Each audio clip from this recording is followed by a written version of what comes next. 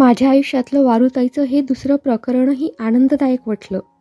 माझे यावेळचे ग्रह अनुकूल झाले होते की काय कुणास ठाऊक. एक एक गोष्ट मनासारखी घडत चालली होती हे मात्र खरं.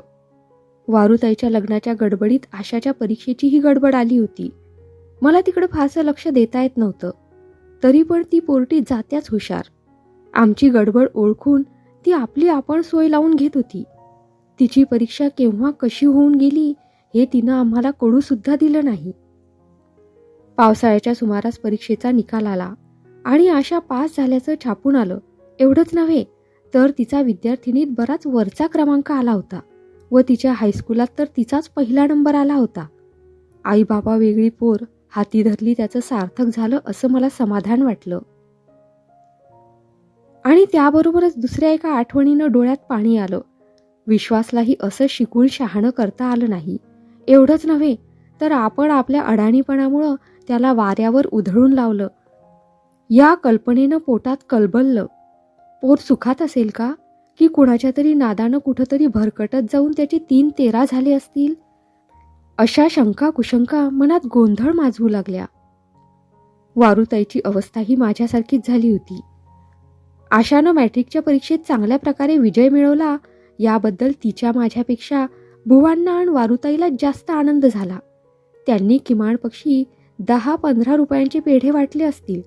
एवढंच नव्हे तर आमच्या गोतावळ्यातल्या सर्व मंडळींना चमचमीत मेजवानी दिली आणि त्या समारंभात आशाला रेशमी साडी, जरीचा झंपर आणि खड्याची कर्णफुलं असा शोभिवंत आहेरही केला. पोरीचे आईबाप मरून गेल्याबद्दल हळहळण्यापेक्षा तिला कौतुक करणारी अशी मायेची माणसं लाभल्याबद्दल तिला धन्यवादच द्यायला हवेत असं बापू म्हणाले. अक्कांनीही आशाबरोबर माझं आणि वारुताईचं कौतुक केलं. मला ब्रह्मानंद वाटला.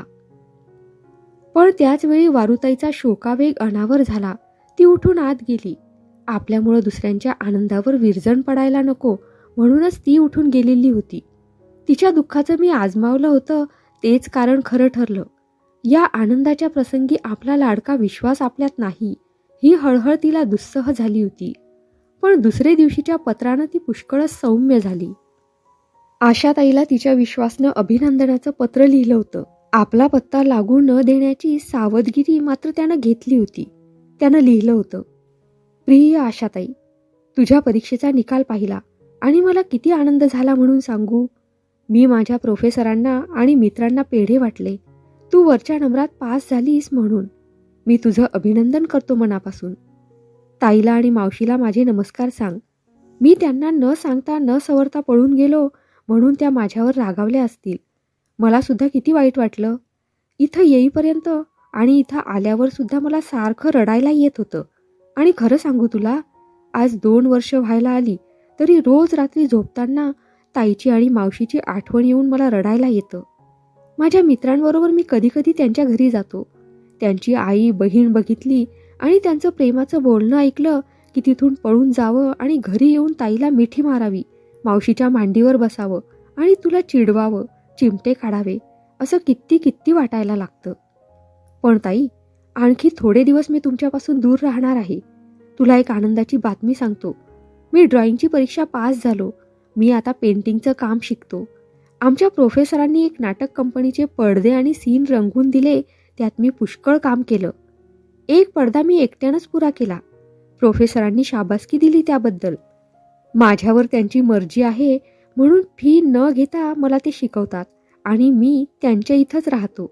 आईसुद्धा माझ्यावर माया करतात ताईंसारखी, पण त्या कधी कधी रागावतात सुद्धा. एकदा क्लेचं एक चित्र करायच्या नादात जेवायला यायला उशीर झाला म्हणून त्यांनी मला राग भरलं. ताई मावशी कधी राग भरत नाहीत. माझ्या मातीच्या मूर्ती चांगल्या होतात असं प्रोफेसर म्हणतात.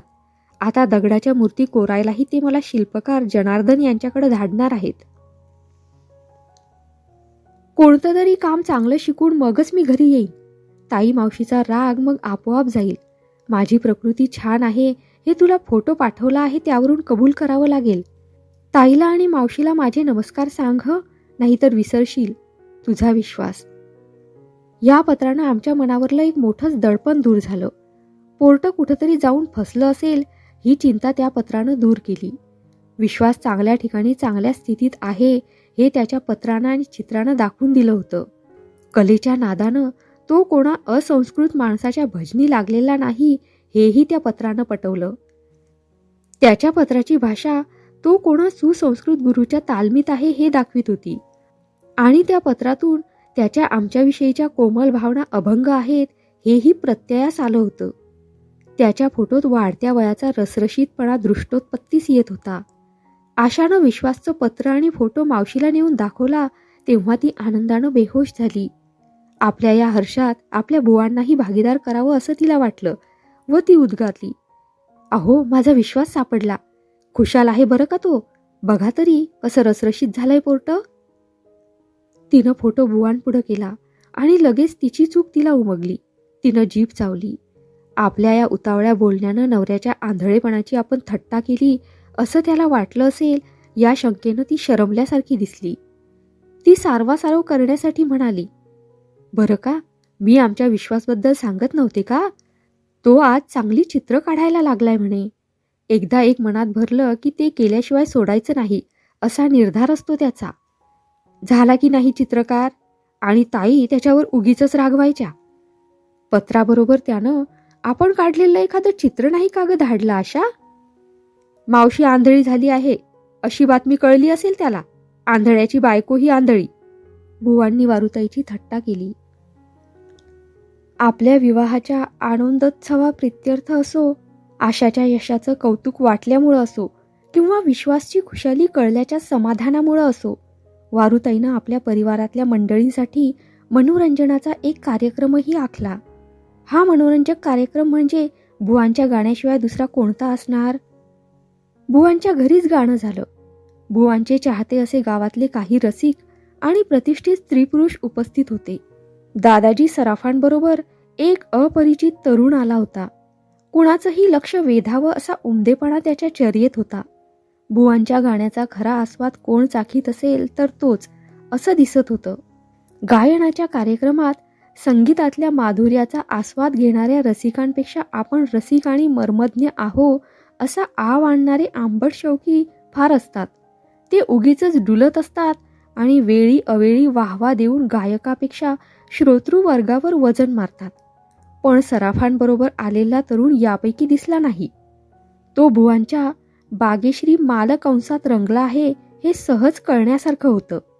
समाधीसारखी त्याची तल्लीनता दिसत होती. इतरांच्या वाहवात तो क्वचितच आपला सूर मिळवी. बुवांनी 4-2 खुबीदार जागा घेतल्या त्यावेळी मात्र त्यानं वाहवा म्हटलं. त्या वाहवांची किंमत ओळखून बुवांनी त्याच्याकडं मान वळवून कृतज्ञतेचा मुजरा केला. बुवांच्या गाण्याच्या कार्यक्रमात त्यांच्या आवडत्या शिष्येच्या आशाच्या भावगीतांचा अंतर्भाव असायचा हे अलीकडं ठरूनच गेलं होतं. आजही तिला 2 भावगीतं म्हणावी लागली आणि ती इतकी सुंदर वाटली की इतर श्रोत्यांइतकेच काकणभर जास्तच स्वतः बुवा डुलत होते. भले बेटा, भले, शाब्बास बेटा अशा कौतुकोद्गारांनी तिला उठाव आणीत होते. शिष्याच्या करामतीत गुरुचीही कृतार्थता भरलेली असते. आपण केलेले परिश्रम अनाठाई नाहीत. आपण पेरलेलं बीज उजाड माळरानावर न पडता खऱ्या सुपीक जमिनीत पडलं, तरारून उगवलं, फोफावलं, त्याचं सार्थक झालं अशी धन्यता त्याला वाटते. बुवांना आशाच्या गीतगायनानं अशी धन्यता वाटत होती. तिनं केलेल्या स्वरांचा भावनिदर्शक आरोह अवरोह ऐकून त्यांच्या डोळ्यातून पाणी ठिपकू लागे. बुवांची ही तऱ्हा तर इतरे जणांची कथा काय? बुवांनी अखेरची भैरवी सुरू केली. तिलाही आशाला साथीला घेऊन त्यांनी तिचं गाणं नैपुण्य अधिकच खुलवून दाखवलं. बुवांचं ना आशाचं गाणं आम्ही रोज ऐकत होतो, पण त्यात इतका रंग भरलेला आम्ही कधीच पाहिला नव्हता. आता माझ्यापुढं मुख्य प्रश्न कोणता उभा राहिला असेल तर आशाचं पुढं काय करायचं? तिला कॉलेजमध्ये पाठवायची तर खर्चाची तरतूद कशी करायची? तिनं परीक्षेत मिळवलेल्या गुणांवर तिला कॉलेजातील शिष्यवृत्ती निदान फीची माफी मिळेल असं माणसं म्हणत. तरी देखील महिना 30-40 रुपये तिला लागणारच होते. तेही मी पुरवले असते.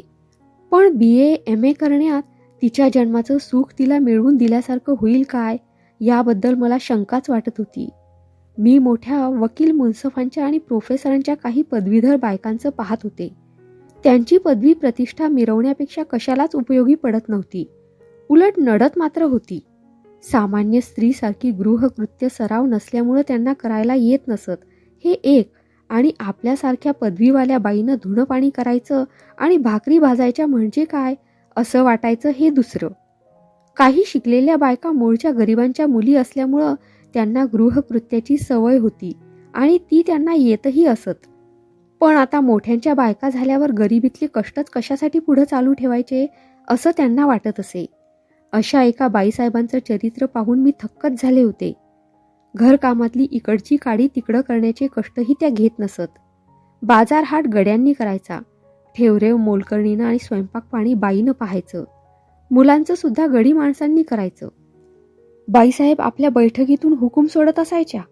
जेवायपुरत्या त्या साहेबांबरोबर खाली येत. जेवण झाल्यावर तपेली टॉवेल घेऊन मोलकरीण हातावर पाणी घालायला तयार असावी लागे. अशा थाटामाटाचा आणि मिजाशीचा व्हायचा तोच परिणाम झाला. बाईसाहेबांची मुलं निशक्त आणि वाईट खोडीची झाली. त्यांना औषधं इंजेक्शनं देऊन डॉक्टरांनी आपले खिसे गरम करून घेतले. गडी माणसं गबर झाली आणि रावसाहेब देणी भागवण्यासाठी लाच घेऊन गोत्यात आले. या सुशिक्षित म्हणून मिरवणाऱ्या बायका आत्मघातकी, पतिघातकी, पुत्रघातकीच नव्हेत का? एका प्रोफेसरांच्या BA बायकोचं मी पाहिलंय. क्लबातलं टेनिस, बॅडमिंटन, श्रीमंतांच्या बायकांना चहा पार्ट्या, शेजार पाजारच्या सामान्य बायकांना नावं ठेवणं आणि त्यातून फावलंच तर कादंबऱ्या वाचणं. त्यांच्या मुलामुलीला बाहेरच्या मास्तर मास्तरणींची शिकवणी. प्रोफेसरांच्या ग्रंथलेखनास निदान प्रूफ तपासण्यापुरती, मुद्रणप्रत तयार करण्यापुरती तरी मदत यांना करता आली असती आणि आपल्या मुलांची शिकवणी यांनी केली असती तर नवऱ्याच्या मोजक्या मिळकतीवर ताण आला नसता. मी ही उदाहरणं दिली यावरून मला स्त्रियांच्या शिक्षणाविषयी तिटकारा वाटतो असं कुणाला वाटेल, पण ते खरं नाही. मला शिक्षणाची किंमत कळते. मला शिक्षण मिळालं नाही म्हणूनच सुशिक्षित पतीचं साहचर्य मला दुस्सह झालं आणि स्त्रीच्या आयुष्यातल्या एका मोठ्या सुखाला पारखं व्हावं लागलं. रूपाच्या अभावाला विद्येच्या अभावाची जोड मिळाल्यामुळं मी अशी असून नसल्यासारखे झाले हे दिसत असून मी विद्येला तुच्छ कशी लेखीन? मी शिक्षणाला, विद्वत्तेला कधी नावं ठेवणार नाही, त्यांचा उपहास करणार नाही. माझा आक्षेप आहे तो विद्या मिळवून तिचा सदुपयोग न करण्याबद्दल. मुलं आणि नवरा या व्यक्तींच्या नव्हे तर कुटुंब या संस्थेच्या आणि पर्यायानं समाजाच्या स्वास्थ्याला, ऊर्जितावस्थेला सहाय्य करणं हा विद्येचा खरा उपयोग. रावजी म्हणायचे ते मला आठवलं. स्त्रीचा जन्म चूल आणि मूल यातच गुरफटून राहतो अशी तक्रार पुष्कळ स्त्रियांची असते, पण गृहिणीची दीक्षा समजून उमजून पत्करल्यावर अशी कुरकुर करण्यात काय अर्थ आहे? आणि पुष्कळ सुशिक्षित स्त्रिया अनुकूलता असूनही घर सुस्थितीत ठेवीत नाहीत, नवऱ्याला स्वास्थ्य देत नाहीत, मुलांचं संगोपन करीत नाहीत. अशा स्त्रियांनी चूल मुलाची तक्रार करणं कितपत योग्य ठरेल? पदवी म्हणजे ऐश आरामाचा परवाना नसून स्वीकारलेली भूमिका उत्तमोत्तम प्रकारे पार पाडण्याची जबाबदारी असं आहे. विचारांच्या या गोमकाल्यात आशाला कोणती दिशा दाखवावी याबद्दल माझ्या मनाचा निर्णय होत नव्हता. अक्कांना विचारावं तर त्या म्हणाल्या, शिकवलं तितकं पुरे झालं. जास्ती शिकून काय करायचंय? जास्ती शिकल्याचा काय उजेड पडतोय तो दिसतोय. नुसती थेरं करायला मात्र शिकतात मेल्या. आशाच्या मनात भलतं सलतं कसलं वारं भरलं नाही तवर बघा एखादा बरासा नवरा आणि टाका त्याला देऊन. घेतली आहेस खरी गळ्यात, एकदा ती दुसऱ्याच्या स्वाधीन कर आणि हो मोकळी. बापूंचं म्हणणं आशाला कॉलेजमध्ये पाठवायचं झेपत असल्यास पाठवावं असं पडलं आणि त्याच वेळी वर संशोधनाला लागण्याची सूचनाही त्यांनी केली. जमलं मनासारखं तर उडवून द्यायचा बार. बापू अक्कांची दृष्टी पूर्ण व्यवहारी होती. वारुताईंची महत्वाकांक्षा मात्र मोठी होती.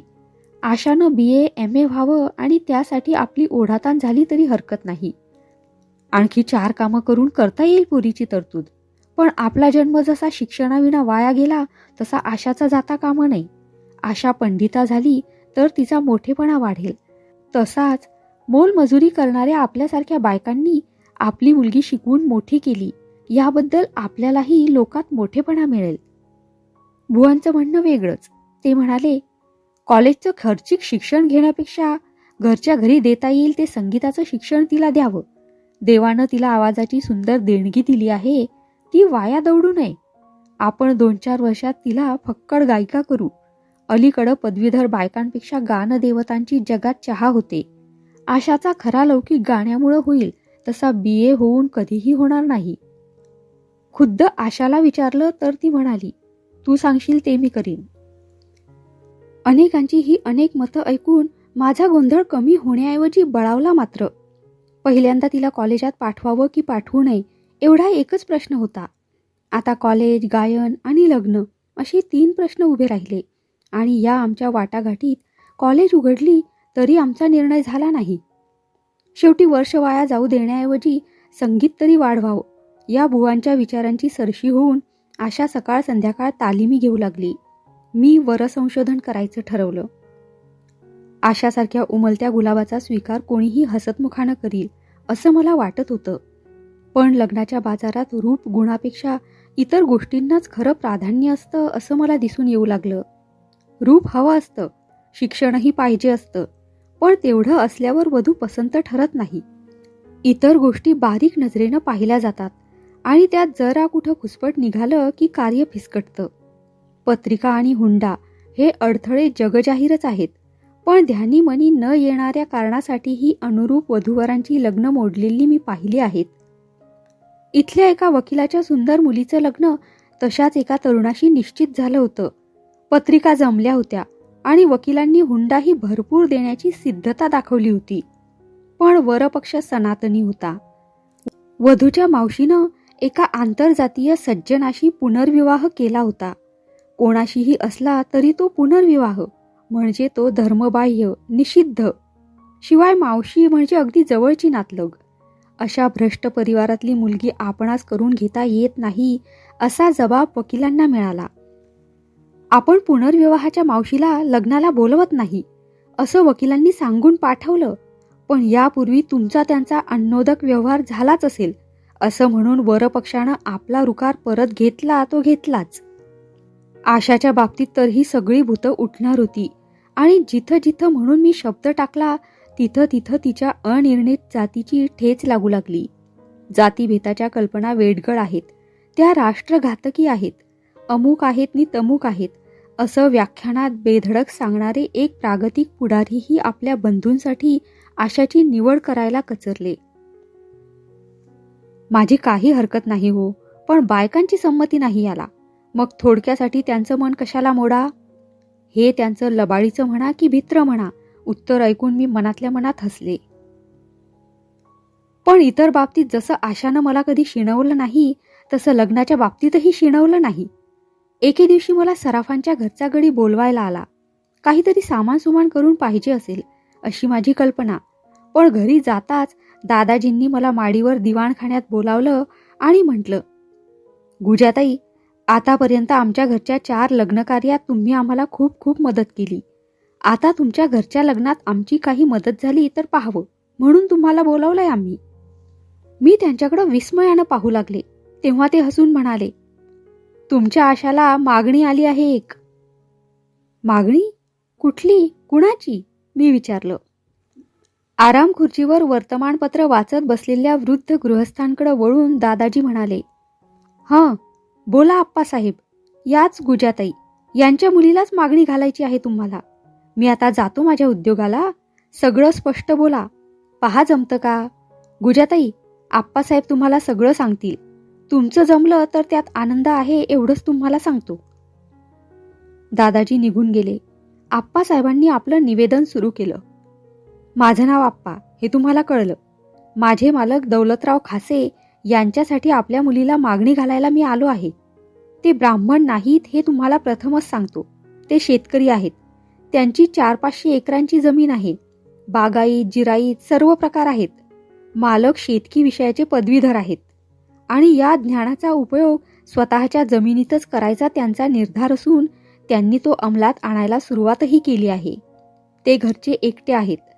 आतापर्यंत अज्ञान म्हणून त्यांच्या इस्टेटीची व्यवस्था सरकार पाहत होतं. आता त्यांनी कारभार आपल्या हाती घेतला आहे. मी त्यांच्या वडिलांपासूनचा दिवाणजी आताही त्यांच्याकडे आलो आहे. मालकांनी तुमची मुलगी पाहिली आहे. ती त्यांच्या मनातही भरली आहे. ते कसं काय? मी आश्चर्यानं विचारलं. ते थोड्या दिवसांमागे इथं आले होते. सराफांचा आणि खाशांचा पूर्वापार घरोबा आहे. आमचे मालक दादाजींना वडिलांच्या ठिकाणी मानतात आणि दादाजीही मालकांना आपल्या मुला इतक्या ममतेनं वागवतात. ते मालकांना गाण्याला घेऊन गेले होते म्हणे. त्या बैठकीत तुमच्या मुलीला त्यांनी पाहिलं. तिचं गाणंही ऐकलं. मालकांना सुपारीचंही व्यसन नाही, पण गाणं म्हटलं की ते वेडे होतात. त्यांनी स्वतःही थोडाफार अभ्यास केलाय संगीताचा. तुमची मुलगी त्याच वेळी त्यांच्या मनात भरली आणि म्हणूनच तुमची संमती विचारण्यासाठी त्यांनी मला इकडं पाठवलंय. मग बोला, तुमचं काय म्हणणं आहे ते? या अकल्पित सवालानं मी बावरल्यासारखी झाले. होय किंवा नाही म्हणणं अवघडच झालं. शिवाय कोणताही निर्णय सावचितपणे घ्यायचा अशी माझ्या मनाची ठेवण. म्हणून मी आप्पासाहेबांना म्हटलं, आपल्या प्रश्नाचं असं तडकाफडकी उत्तर देणं अवघडच नाही का? मला थोडा विचार करायला हवा. माझी काही वडीलधारी माणसं आहेत, त्यांचं मत घ्यायला हवं. बरोबर आहे, ह्या जन्माच्या गाठी बांधताना घाईगर्दी होऊच नये. सावचितपणे साधक बाधक पाहून काय ते केलं पाहिजे. तुम्ही आज सबंध दिवस विचार विनिमय करून मला उत्तर द्या. मी उद्या परत जाईन. आणखी एक गोष्ट तुम्हाला सांगायची आहे.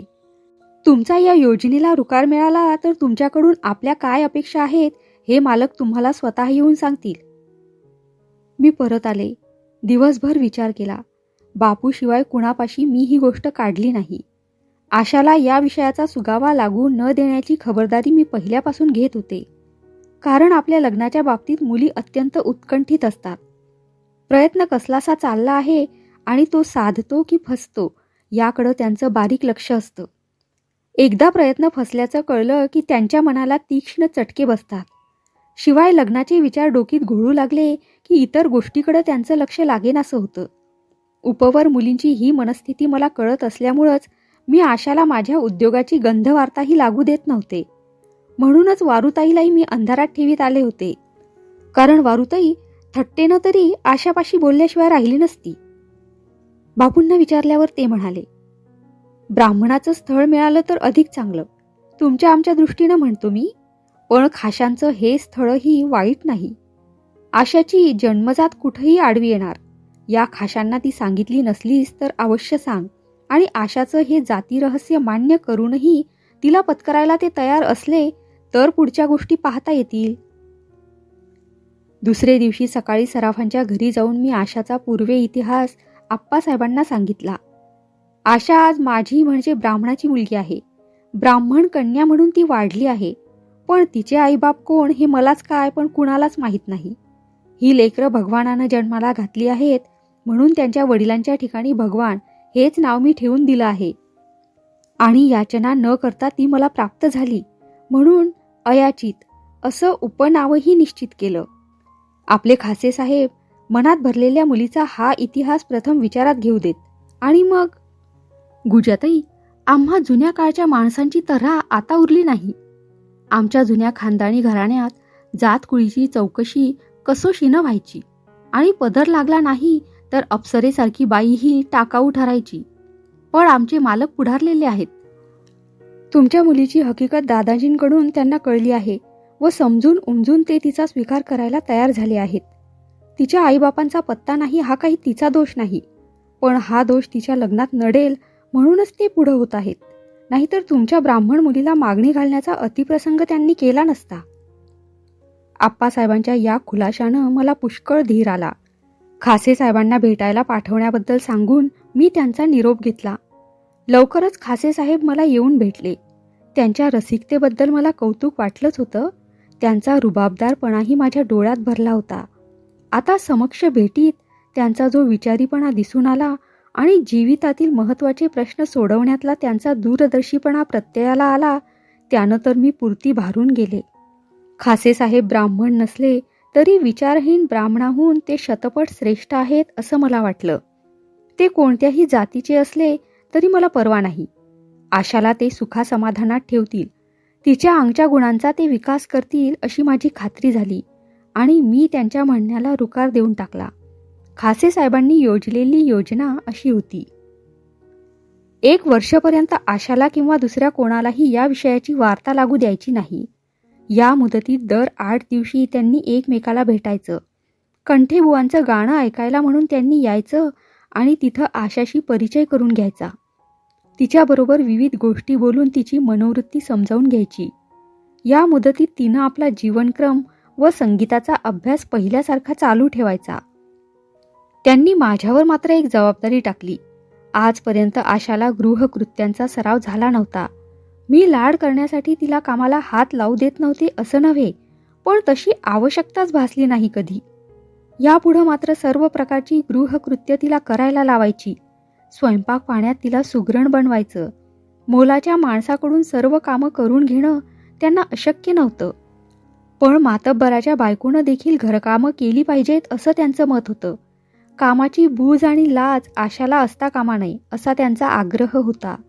दर आठवड्यास त्यांनी तिला एक पुस्तक आणून द्यायचं आणि ते मी तिच्याकडून वाचून घ्यायचं असं त्यांनी मला बजावलं. खासे साहेब मांसाहारी असतील तर आशाचं कसं जमेल ही माझी शंका. त्यावर ते म्हणाले, मी मांसाहाराचा भोगता नसलो तरी तो निषिद्ध मानणाराही नाही. कारण परत्वे मी मांसभोजन घेतो व पाहुण्यांनाही देतो, पण माझ्या पत्नीवर मी ते बळेबळे केव्हाही लादणार नाही. त्याचा स्वीकार तिनं खुशीनं केला तर ठीकच, पण तेवढ्यापुरती ती अलिप्त राहिली तरी मी तिच्यावर सक्ती करणार नाही. खासे साहेबांच्या साप्ताहिक भेटी सुरू झाल्या. कंठेबुवांना आणि आशालाही एक रसिक श्रोता लाभल्याचा आनंद वाटला. गाण्यानंतर ते तास 2 तास गप्पा गोष्टीही करू लागले. रिकाम्या हातानं ते कधी येत नसत. आपल्या बागेतील फळफळावळ, ऊस, हुरडा, शेंगा, हरभरा, नवा गूळ असा काही ना काही मेवा ते आणायचे आणि तो एवढा तेवढा असायचा नाही कधी. बुवांबरोबर आम्हालाही म्हणजे आशालाही तो प्रसाद मिळावा हा त्यांचा उद्देश असे. 1-2दा त्यांनी आम्हाला हुरडा वनभोजनाच्या निमित्तानं आपल्या मळ्यात नेलं. तिथला तो देखावा रमणीय होता. त्यात सौंदर्य होतं, विपुलता होती. बाजारातून आणलेला एखादा ऊस, 2-4 मोसंबी, 10-12 केळी एवढंच पाहत आलेले आमचे दरिद्री डोळे मुळी मुळी ऊस, टोपलीभर संत्री आणि केळ्यांचा अख्खा घड पाहून दिपले. नसते दिपले तरच नवल. रतिबाचं अच्छेर पावशेर दूध आणि तेही पाणी मिसळून पातळ केलेलं आम्हाला माहीत. पण खाशांच्या गड्यांनी म्हशी गाई दोहून भरलेल्या दुधाच्या चरव्या पाहूनच आमचं पोट भरल्यासारखं झालं. आम्ही स्वयंपाक करून मळ्यातल्या मंडळींना बामणी जेवण द्यायचं ठरलं होतं. शिध्याची तयारी खाशांनी करून ठेवली होती. दुधा तुपाची विपुलता असल्यावर जेवणाला दुसरे सोपस्कार कशाला हवेत. तरी पण अक्कांनी आणि वारुताईंनी आपलं पाककौशल्य प्रकट करण्याची ती सुसंधी पूर्णपणे साधून घ्यायचं ठरवलं. मुलं बैल, घोडं, शेळीचं करडं आणि गाईची वासरं यांच्याबरोबर खेळण्यात रंगून गेली. बापू, बाळाभाऊ, आप्पासाहेब, दिवाणजी यांच्याबरोबर उत्पन्न आणि खर्च यांच्या वाटाघाटीत रमले. धावेवरच्या आंब्याखाली बैठक ठोकून मोटकऱ्यांच्या गाण्याचा सारेगम लावण्यात बुवा दंग झाले. मळ्याच्या बांधावर ओढ्याकाठी आरामशीर बसण्यासाठी आपण बांधलेला कट्टा दाखवण्यासाठी खासेसाहेब आशाला घेऊन गेले. ही आमची पूर्वयोजनाच होती. या एकांत भेटीत त्यांनी आशाला मागणी घालायची आणि तिचं मन आजमावायचं असं ठरलेलं होतं. तास होऊन गेला तरी खासे परत आले नाहीत. माझ्या मनात शंका कुशंका उठू लागल्या. आपण कानोसा घेऊन यावं म्हणून मी तिकडं गेले. एका झाडाआड दडून मी पाहिलं आणि मनातल्या साऱ्या शंका पार पळाल्या. त्यांची जागा समाधानानं घेतली. ओढ्याच्या झुळझुळ वाहणाऱ्या पाण्यात पाय सोडून आशा बसली होती. तिच्या हाताचाही पाण्याशी चाळा चालू होता. शेजारी खासे पाण्यात खडे फेकीत बसले होते. आशा आपलं आवडतं गाणं म्हणण्यात दंग होती आणि खासे त्यात रंगले होते. मला समजायला हवं होतं ते समजून आलं. आनंद झाला. खाशांच्या मळ्यातली पाहुणी नसून मी माझ्या आशाच्या घरीच आले आहे असा एक वेगळ्या प्रकारचा भास मला झाला. आशा सुखात पडली. मी मागल्या मागं परतून इतर मंडळीत सामील झाले. वनभोजन समारंभ आटोपून आम्ही घरी परतलो. प्रत्येकजण आपल्या परी खाशांच्या शेतकरी वैभवाचं वर्णन करीत होता. आशा गंभीर होती. आनंदमय सुखस्वप्नात ती रमली होती. मीही माझ्या मनाशी आशाच्या सुखमय जीवनाची चित्र चितारण्यात गर्क होते. घरी आल्यावर आशा आपलं हृदयगत कधी मला सांगते याची आतुरता लागली मला. पण मुली अशा वेळी बावरलेल्या असतात. आपल्या लग्नाची गोष्ट अगदी जिव्हाळ्याच्या माणसापाशीही बोलण्याचा त्यांना संकोच वाटतो. आशा ही तशीच बावरली होती. ती काही बोलत नाही असे पाहून ती आपल्यापासून आपलं गुपित छपवून ठेवते असा मला संशय आला. पण तिच्या मनस्थितीची कल्पना आल्यावर तो संशय दूर झाला. एवढंच नव्हे तर यावेळी आपण होऊन तिला धीर द्यायला पुढं व्हायला हवं असं मला वाटलं. रात्री झोपताना मी तिला कुशीत घेऊन म्हटलं, आशा, वनभोजन तुला बाधलेलं दिसतंय ग. इश्श, काहीतरीच. काय झालंय मला? तुझं मन ठिकाणावर राहिलेलं दिसत नाही. कुणीतरी ते काबीज केलेलं दिसतंय. काहीतरीच असतं तुझं ताई. आशा, उडवाउडवी करू नको.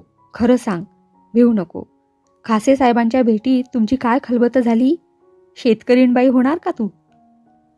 माझ्या या रोखठोक सवालानं आशा गांगरून गेली. ती मला अधिकच बिलगली आणि अडखळत अडखळत म्हणाली, ताई, मला तू सांगशील तसं. मी सगळ्या गोष्टी तिला समजावून दिल्या. आशा खाशांची खाशी होण्यात तिच्या जन्माचं कसं सार्थक होईल, तिनं कसं वागून आपलं आणि आपल्या नव्या जागेतलं सुखसमाधान वाढवावं हे तिला पढवलं. माझी अनुमती कळल्यानं तिची चित्तवृत्ती हर्षभरीत झाली. आता परिवारातल्या सर्व मंडळींपुढं गौप्यस्फोट करायला हरकत नव्हती. हा योग म्हणजे समसमासंयोग असंच सर्वांना वाटलं आणि सर्व मंडळी आनंदली. खाशांना रुकार कळविला. खासे आशा विवाह नोंदण्यात आला. आम्ही सर्वांनी वाजागाजा करायचा नाही म्हणता म्हणता खूप सोहळे केले.